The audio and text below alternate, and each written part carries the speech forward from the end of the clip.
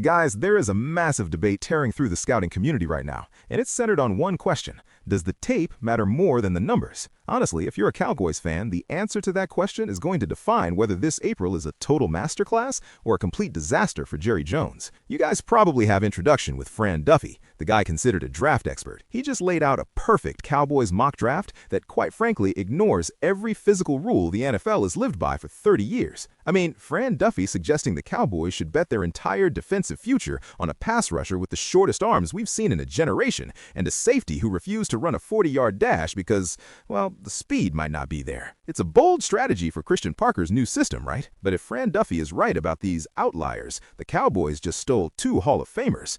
If he's wrong, we're watching a train wreck in slow motion. So, in this video, I'm breaking down the 3 specific spots where I think Fran Duffy is either a genius or totally losing his mind. Honestly, guys, by the time we get to the final verdict on the 12th and 20th picks, you're going to see why this blueprint is the biggest boom or bust plan I've ever seen for Dallas. What's up, Cowboys? Welcome to the NFL Playbook Cowboys. If you're new here, don't forget to hit that subscribe button. So, the combine numbers are officially in.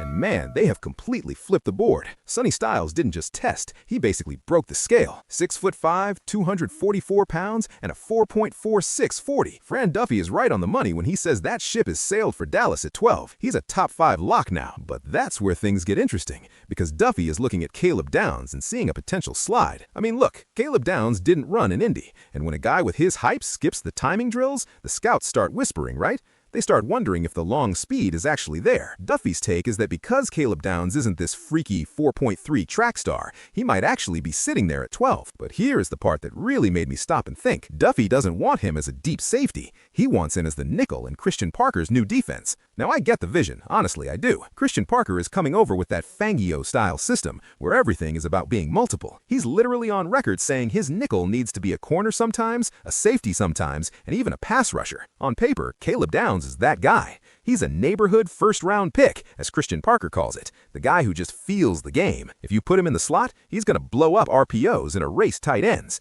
It's a versatile chess piece move that makes the whole 3-4 transition way smoother. But I gotta be real with you guys. If we're sitting at pick 12, do we really want a versatile nickel? I mean, honestly, at 12, you're looking for a game changer. You're looking for an eraser. When I think of a first-round safety, I'm thinking of a guy who takes away half the field, you know? Like an Ed Reed or even what we hoped Earl Thomas would be. If Caleb Downs is just a grab-and-drag tackler who lacks the top-end speed to play single high, is that really worth a top 15 pick? Look, the football IQ is off the charts. Fran Duffy is 100% right about that. The tape shows a guy who is never out of position, but the NFL is a league of speed. If Caleb Downs is a 4.55 or a 4.6 guy, he's going to have a hard time chasing down the CD Lambs of the world in man coverage. I love the culture player argument, and honestly, Dallas needs an identity on defense, but I'm struggling with the value here. Are we drafting a cornerstone, or are we just drafting a really smart role player? I leave it on you guys. What do you think?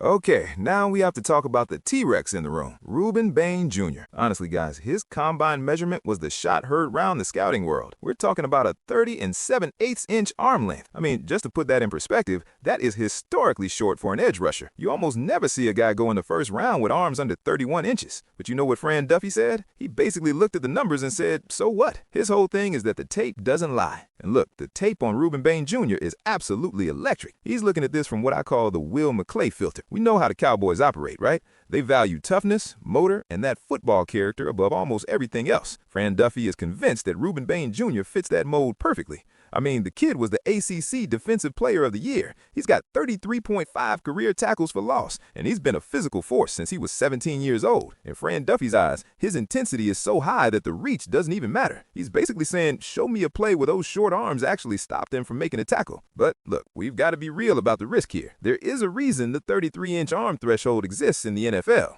It's not just a random number scouts made up to be difficult. When you're an edge rusher, your length is your life insurance. It's what keeps a 320-pound offensive tackle from getting his hands on your chest and locking you down. Honestly, I have to ask, can a guy with 30-inch arms really survive on an island against the Lane Johnsons or Penei Sewells of the world? I mean, those guys have 34 or 35-inch reaches. If they get their hands on Bain Jr. first, it's game over. And here's the other thing that really bothers me about this fit. It feels like there's a total conflict with what Christian Parker wants to do. Remember, Christian Parker just told everyone in his introductory presser that he wants gap-and-a-half players. He wants guys who can play with their hands, reestablish the line of scrimmage, and basically bully offensive linemen at the point of attack. I mean, how do you reestablish the line when the guy across from you has a 4-inch reach advantage? Yes, I love the production. You can't argue with 20.5 career sacks, but the NFL is a game of inches, and Rueben Bain Jr. is giving away a lot of them. Fran Duffy is betting on the outlier, and hey, maybe he's right. Maybe Rueben Bain Jr. is the next Elvis Dumervil. But for a Cowboys team that needs to fix the worst scoring defense in the league, is pick 12 the right place to take that kind of gamble? I'm not so sure. Now we have to move over to the secondary, and honestly, this is where Fran Duffy really starts to pull back the curtain on the Cowboys draft room philosophy. He's looking at the cornerback class, and he is all in on guys like Avon Terrell from Clemson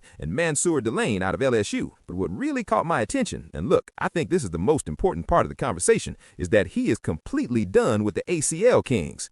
He's talking about Jermod McCoy from Tennessee, who basically spent his entire 2025 season on the sidelines after tearing his ACL in January. I mean, look, Duffy is being very clear here. He doesn't want Dallas to play hero anymore. And honestly, can you blame him? We just lived through a 2025 season where the Cowboys secondary was a total revolving door because of injuries. Trayvon Diggs was fighting to get back from his own knee issues, and Deron Bland, I mean, the guy is the pick 6 king, but he ended the year on IR with that lingering foot injury. It feels like every time we turn around, our star corners are in a walking boot or on a rehab table. And you know what? Jerry Jones actually seems to agree with Fran Duffy for once. He literally came out recently and said the team is done with red shirt players. No more drafting guys in the second round like we did with Mozzie Smith or Luke Schoonmaker and just waiting for them to develop or heal. They want impact now. So when Fran Duffy says, let someone else be the hero with Jermod McCoy, I think he's speaking directly to the trauma of the last 2 seasons. But then we get to pick 20, and Fran Duffy is pounding the table for Mansoor Delane. Look, Mansoor Delane is a stud.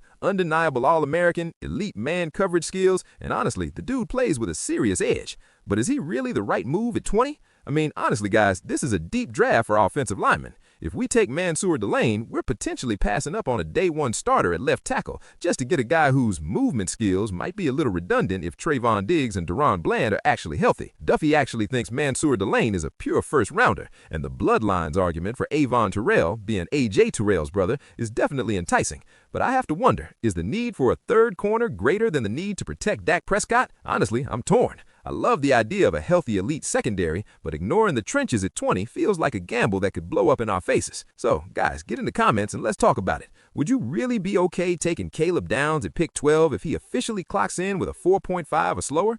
I mean, is the culture and the IQ enough to overlook the speed in today's NFL? Honestly, I'm leaning towards no, but I want to see where you guys stand.